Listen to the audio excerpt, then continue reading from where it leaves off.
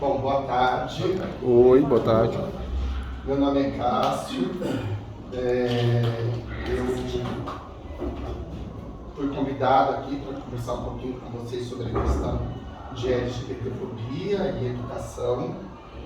Eu fui coordenador municipal na Prefeitura de São Paulo, da coordenação LGBT, quando ela foi criada, lá em 2005 a 2008. Depois eu fui coordenador estadual LGBT, de 2016 a 2019, e aí agora, em 2021, eles tinham me chamado para novamente ir para a coordenação, porque até 2023 na coordenação LGBT. E agora eu estou no Estado, na Secretaria de Direitos da Pessoa com Deficiência, onde eu faço a coordenação dos projetos para pessoas com deficiência voltados na questão da LGBTI. Mas eu, Cássio, sou um homem cis, gay, então a minha militância é sempre na questão dos direitos da população LGBTI+. E a ideia é que a gente converse aqui um pouquinho, né? O pedido foi em razão de um acontecimento que aconteceu aqui com uma aluna.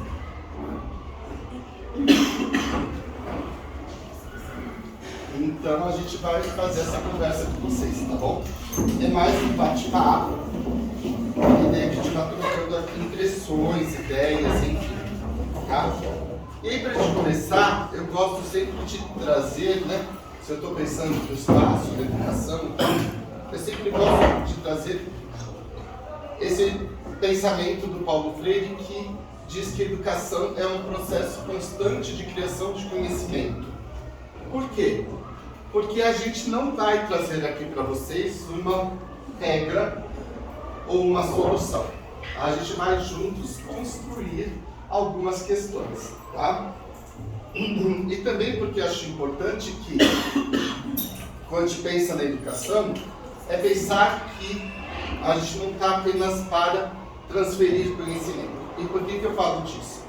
Porque se a gente às vezes está no nosso dia a dia, na sala de aula, e a gente acaba vendo uma situação, seja de LGBTfobia, seja de racismo, seja, mas enfim, uma relação interpessoal entre alunos, será que é mais importante eu continuar com a minha matéria ou dar uma paradinha e fazer uma intervenção? Então acho que ele tem que pensar muito desse ponto de vista. Qual o nosso papel ali, para além daquilo que está na grade curricular ou para além daquilo que tem que cumprir enquanto programa. Por que eu digo isso? Porque eu penso educação também como direitos humanos, né? E aí, nesse sentido, eu moro no centro. Então eu acho que eu passo por essa cena no mínimo uma vez ao dia, né? E aí, será que ao passar, milhares de pessoas passam por essa cena, será que eles se questionam sobre onde está a dignidade humana? O quanto que a gente naturaliza olhar para essas cenas, né? Então a gente tem, por exemplo, se eu for no Google todo dia e digitar travesti, todo dia vai ter uma matéria falando sobre opressão, sobre violência, sobre morte, né? Infelizmente essa é a imagem que a sociedade nos traz. E a gente acaba naturalizando o olhar.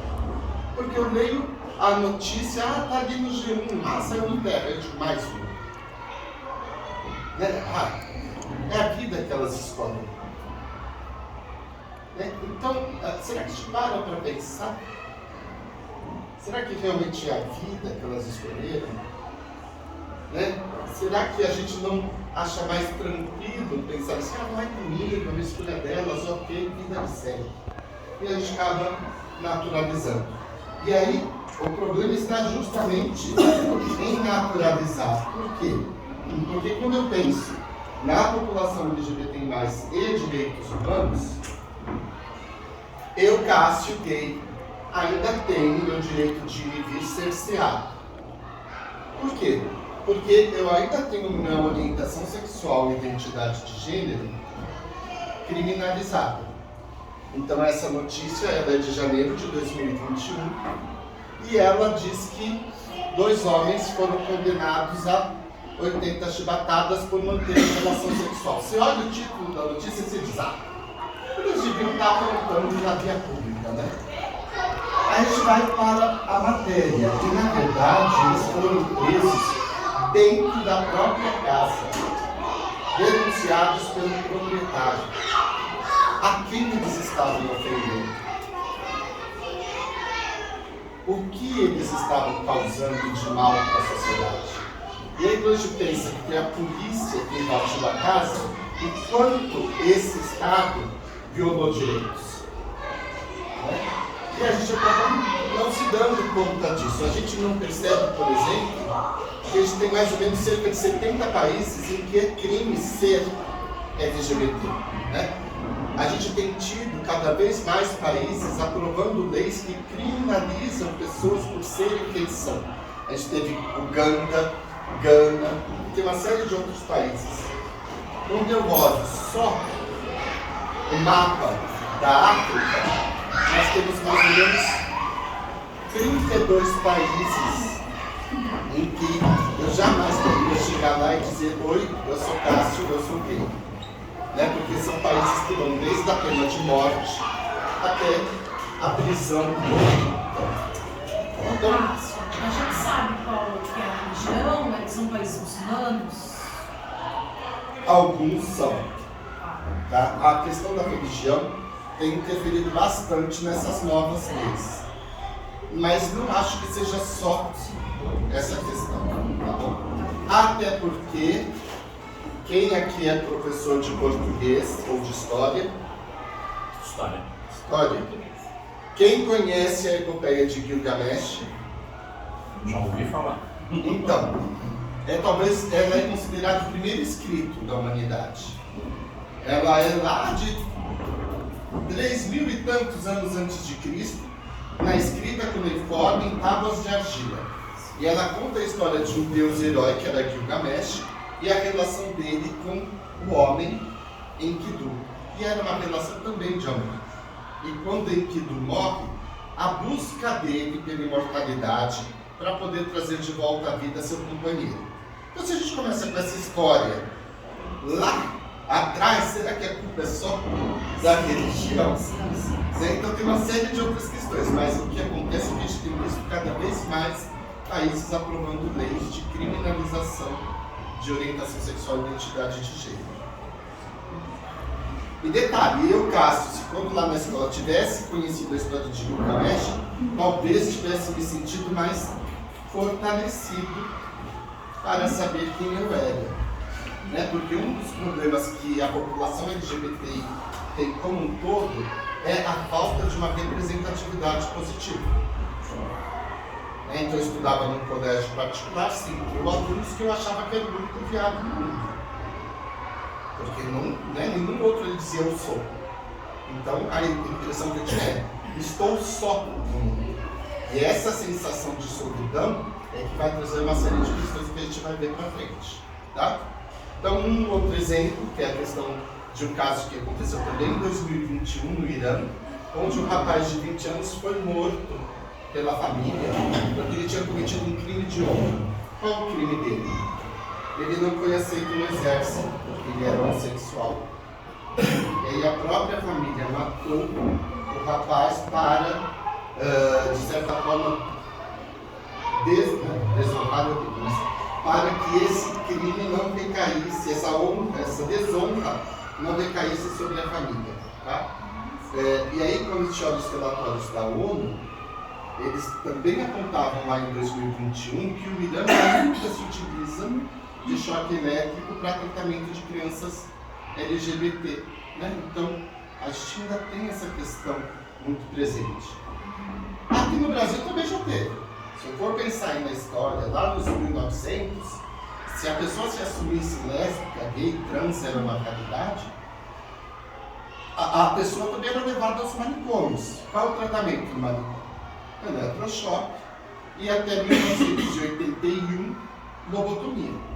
Né? A Suécia fazia lobotomia até 1981, por de um país mais civilizado do que outros. Né? Então era o tipo de tratamento. Esse é o jovem, né? Ele estava tentando refúgio no Canadá, mas ele não conseguiu o refúgio a tempo. E por que eu trago essa questão da realidade? Porque é um pouquinho do que a gente está falando. Então eu trago para vocês uma pesquisa que a gente fez na prefeitura, lá em 2021. A gente publicou ela em 2022, que é uma pesquisa que foi feita com mais de 1.780 pessoas travestis e transexuais, e que a gente buscou levantar um pouco o perfil dessas pessoas. Então, primeiro uma questão espacial, em que a gente percebe que elas estão distribuídas espacialmente em toda a cidade. Claro que tem uma concentração ali em torno de 26,2% do centro, né? Até porque o centro é um espaço de maior anonimato. Se eu moro no bairro com a minha família é de uma origem mais conservadora, eu não vou assumir essa identidade ali no bairro da minha família, então eu acabo migrando para o centro, né? Mas estão em todo o município. E aí o que a gente percebeu na pesquisa? Que a faixa etária é muito jovem. São pessoas que estão ali, a maioria delas, entre os 21 e os 30 anos, que é o que a gente considera como juventude, né? A juventude vai dos 18 aos 29. São pessoas que estão aí nessa faixa etária de juventude. Então, 48% são pessoas que são jovens. E aí a gente pensa, né, que seria essa estimativa de vida, e a pesquisa apontou que a gente tem ali uma estimativa, uma idade média, uma estimativa de vida para as travestis em torno de 34 anos. Né? E aí, por quê? Porque a gente sabe que é todo um processo de exclusão e que acaba levando a uma expectativa de vida muito baixa.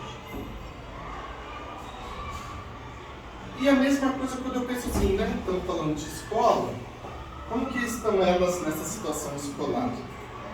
Bom, a gente viu pela pesquisa que você tem ali em torno de quase 40%, ou 37% do nível médio completo. Mas vamos lembrar que a Prefeitura, desde 2008, tem um programa que hoje se chama Transcidadania, que é um programa de bolsa. Então, eu dou uma bolsa para ela para que ela complete sua escolaridade, seja no nível fundamental, no médio, ou mesmo que ela consiga, por exemplo, um EJA. Né? Então, através das bolsas, a gente vai complementando a escolaridade. Mas, aí vamos pensar aqui no ensino superior, olha a porcentagem que cai de acesso ao ensino superior. Eu não chego a 10% de oportunidades. O que demonstra que realmente a política de transcidadania é efetiva, mas ela para até o ensino médio. Então, sem essa política pública, eu não consigo fazer, por exemplo, que elas ascendam a uma faculdade. Então, isso serviu até para a gente começar a repensar o próprio programa para poder ter oportunidades para dentro do ensino médio. E o que é interessante é ver o recorte de gênero. Porque quando a gente fala, por exemplo, da população trans, eu tenho